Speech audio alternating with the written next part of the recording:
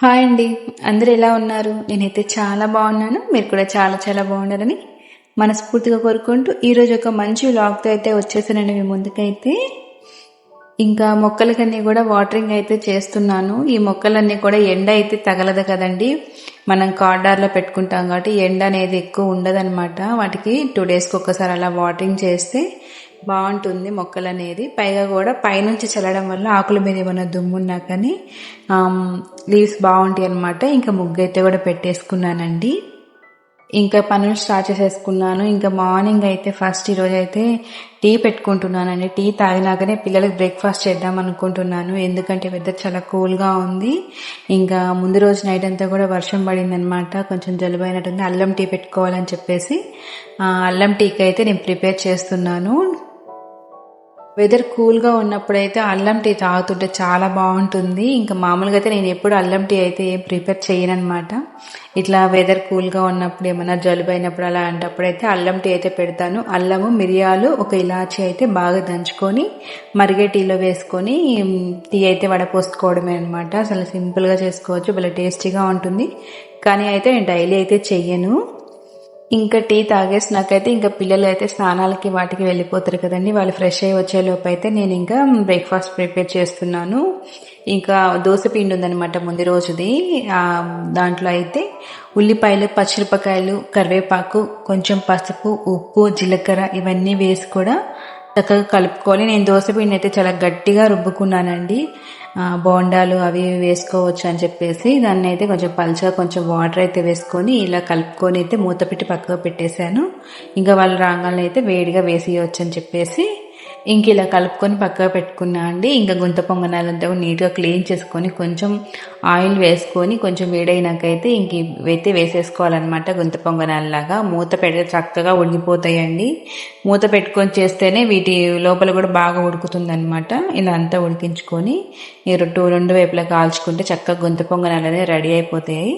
ఈ గుంత పొంగనాల్లోకి అయితే నేనైతే బొంబాయి చట్నీ చేశానండి. బొంబాయి చట్నీ అంటే ఆంధ్రాస్ ఫేమస్ కదా. ఈ బొంబాయి చట్నీని నేను ఆల్రెడీ మన ఛానల్లో అయితే పూర్తి వీడియో అయితే పెట్టాను. అందుకని చెప్పి ఇప్పుడు ఏం పెట్టలేదు. ఇంకా మార్నింగ్ కదండి లేట్ అయిపోతుందని చెప్పేసి నేను ప్రిపేర్ చేసేసుకున్నాను.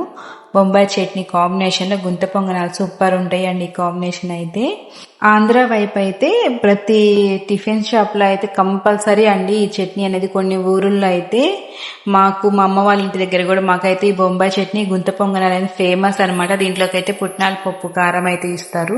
చాలా బాగుంటుంది. పిల్లలు కూడా చాలా ఇష్టంగా తింటారు. ఇంకా వాళ్ళకైతే నేను బ్రేక్ఫాస్ట్ అయితే రెడీ చేసేసాను. ఇంకా వాళ్ళ స్కూల్కి అయితే వెళ్ళిపోయారండి.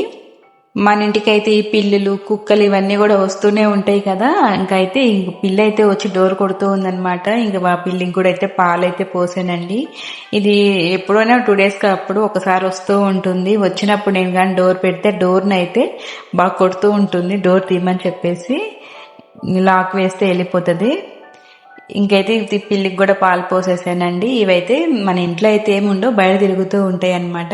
ఇంకా వచ్చినప్పుడు అయితే పాలు పోస్తూ ఉంటాను. ఇంకా నెక్స్ట్ రోజు వ్లాగ్ కూడా అయితే మీతో షేర్ చేసుకుంటున్నానండి.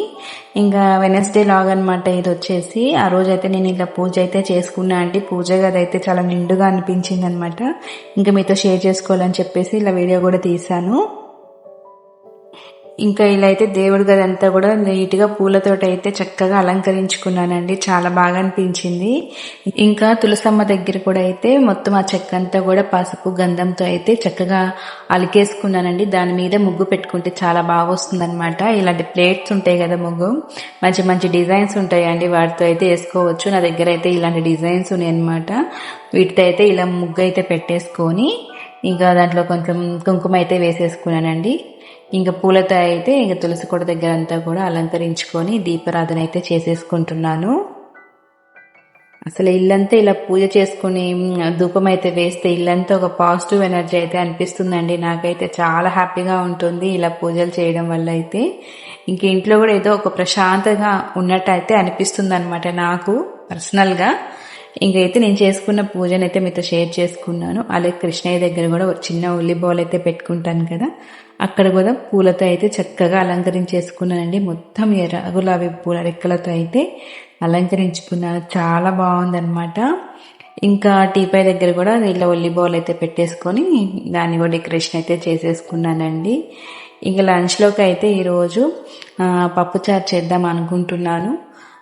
రైస్ అయితే పెట్టేసానండి. ఇవి వచ్చేసి బ్రౌన్ రైస్ అనమాట. చక్కగా కుక్ అయిపోతున్నాయి కదా. ఇంకా రైస్ పెట్టేసుకొని చక్కగా అయితే ఇంకా పప్పునైతే కడిగి నానపెట్టేసుకున్నానండి ఫస్టే నేనైతే. ఈ బ్రౌన్ రైస్ కూడా అండి నేనేమి నానపెట్టాను అనమాట. అప్పటికప్పుడే కడిగేసి వండేసుకుంటాను. బాగానే ఉడుకుతాయి. ఏ ఒక్క పట్టు బియ్యం అంటారు కదా, అవి చాలా బాగుంటుంది అనమాట. అన్నం కూడా పొడి పొడిగా బాగా వస్తుంది. ఇంకా అయితే పప్పుచారులోకి అయితే పప్పు వాష్ చేసుకొని పెట్టుకున్నానని చెప్పాను కదా. ఇంకా దాంట్లో అయితే 2 టమాటాలు, ఒక 4-5 టమాటాలు అయితే వేసుకున్నా అండి. కొంచెం ఎక్కువగానే టమాటాలతో చేస్తే బాగుంటుందని చెప్పేసి ఇంకా టమాటాలు వేసుకొని కొంచెం పసుపు అయితే వేసేసుకొని దాని పప్పు ఉడికే అంత వాటర్ అయితే పోసేసుకొని ఒక 4 విజిల్స్ పెట్టుకుంటే చక్కగా పప్పు అయితే ఉడికిపోతుంది అనమాట. సైడ్గా అయితే చింతపండు కూడా నానబెట్టేసుకొని ఇంకా పప్పుచారు అయితే తాలింపు అయితే వేసేసుకొని చేసుకోవడం ఏంటంటే చాలా సింపుల్ కూడా కదా పప్పుచారు చేయడం. ఆల్రెడీ చాలాసార్లు చేశాను, చూపించాలని చెప్పి నేను ఇంకా ఏం వీడియో అయితే తీయలేదండి. డైరెక్ట్గా చేసేసినాకైతే మీకు చూపిస్తున్నాను. ఏమి వేయకుండా పప్పుచారు చేస్తే చాలా టేస్టీగా ఉంటుందండి. అన్నీ వేసి పప్పుచారు చేసుకున్నా కానీ అంత టేస్ట్ అనిపించదు అనమాట. ఎప్పుడన్నా ఏమన్నా వేయకుండా ఇలా పప్పుచారు చేసుకుంటే భలే ఉంటాయి అన్నమాట ఈ టేస్ట్ అయితే.